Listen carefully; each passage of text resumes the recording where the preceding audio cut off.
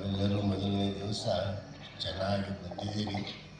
ನಾಳೆ ನೀವೆಲ್ಲರೂ ಮತ್ತೊಬ್ಬೊಬ್ಬರನ್ನು ಕರ್ಕೊಂಡು ಬಂದು ಈ ವಚನ ಪಠಣದಲ್ಲಿ ನಾವೆಲ್ಲರೂ ಪಾಲ್ಗೊಳ್ಳೋಣ. ಈ ವಚನ ನಮ್ಮ ಬದುಕನ್ನು ರೂಪಿಸ್ತದೆ. ವಚನ ನಮ್ಮ ಹೃದಯವನ್ನು ಶುದ್ಧಿ ಮಾಡ್ತದೆ. ಅದಕ್ಕೆ ತಾವೆಲ್ಲ ಇದರಲ್ಲಿ ಭಕ್ತಿ ಶ್ರದ್ಧೆಯಿಂದ ಪಾಲ್ಗೊಳ್ಬೇಕು ಅಂತ ಕೇಳಿಕೊಂಡು ಈಗ ಗುರುಬಸವ ಪಟ್ಟಿದ್ದೇವರು ಕೆಲವು ಸೂಚನೆಗಳನ್ನು ಒಂದೆರಡು ಮಾತುಗಳನ್ನು ತಿಳಿಸ್ತಾರೆ.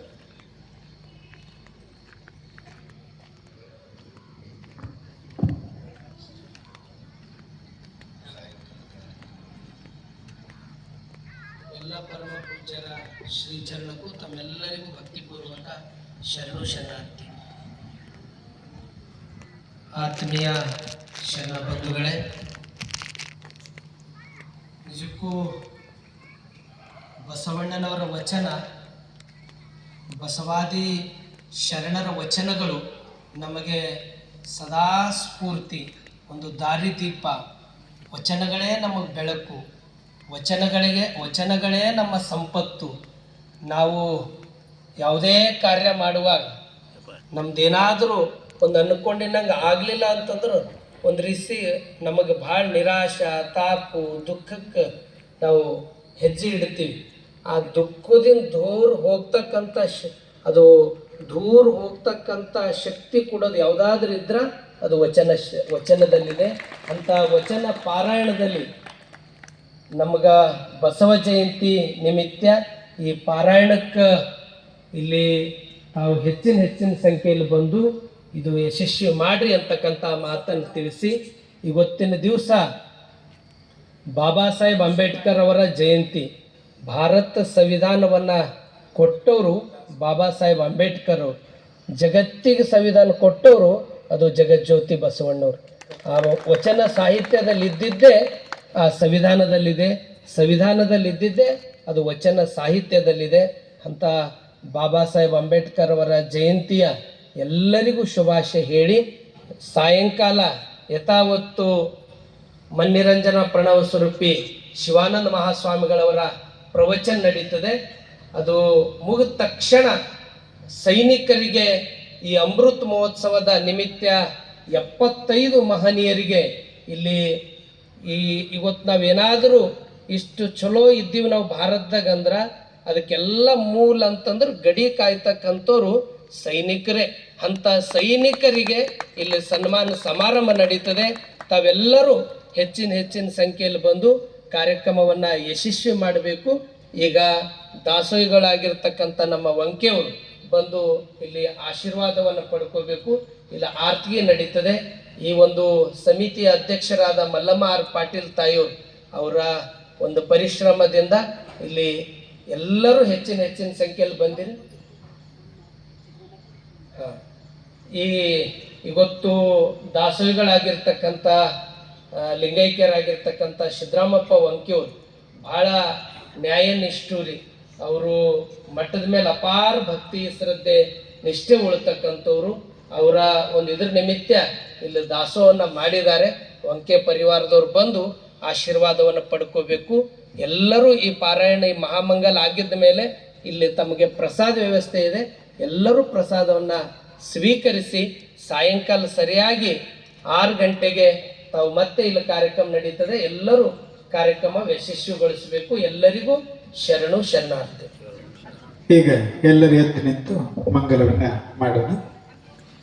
ಜಯ ಗುರು ಬಸವಣ್ಣ, ಜಯತು ಜಗದ್ಗುರು ಬಸವಣ್ಣ, ಜಂಗಮ ರೂಪನೆ ಬಸವಣ್ಣ, ಜಗದೋದ್ಧಾರಕ ಬಸವಣ್ಣ, ಕಲ್ಯಾಣ ವಾಸನೆ ಬಸವಣ್ಣ, ಕಾರುಣ್ಯ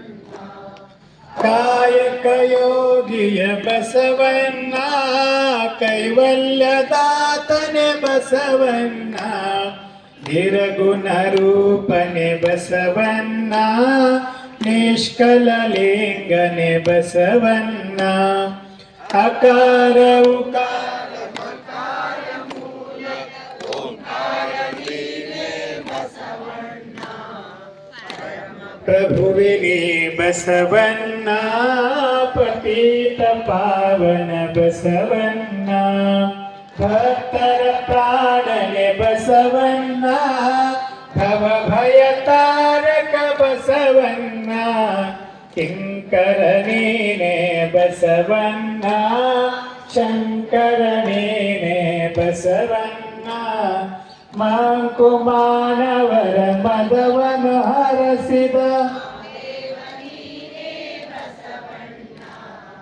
ಅಣಿವಿನೊಳಗೆ ನೀ ಅನುವನ್ನ ಮಹದೊಳಗೆ ನೀ ಮಾವನ್ನ ಶರಣರ ಹೃದಯ ನಿವಾಸನೆ ಅನ್ನ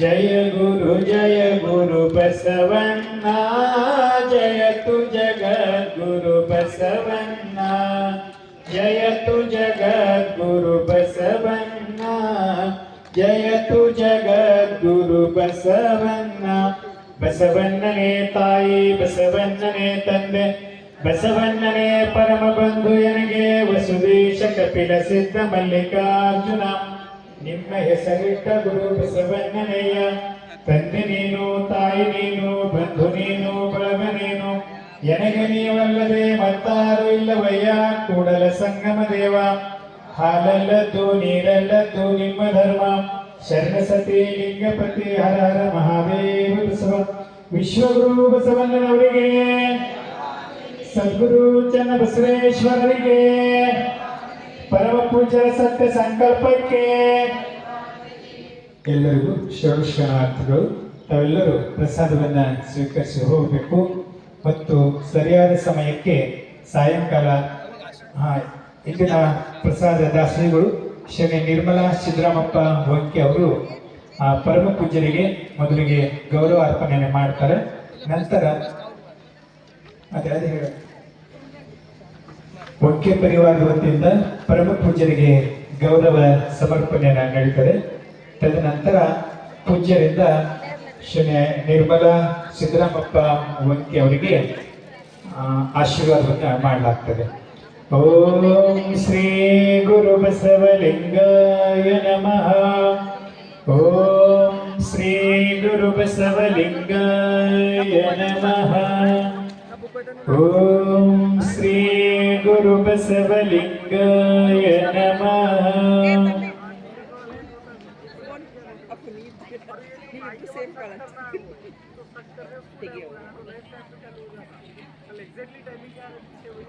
ಎಲ್ಲರೂ ಪ್ರಸಾದವನ್ನ ಸ್ವೀಕರಿಸಿ ಹೋಗಬೇಕು ಮತ್ತು ಸಾಯಂಕಾಲ ಸರಿಯಾದ ಸಮಯಕ್ಕೆ ಬಸವ ದರ್ಶನ ಪ್ರವಚನದಲ್ಲಿ ಇನ್ನು ಹೆಚ್ಚಿನ ಸಂಖ್ಯೆಯಲ್ಲಿ ತಾವೆಲ್ಲ ಭಾಗಿಯಾಗಬೇಕು.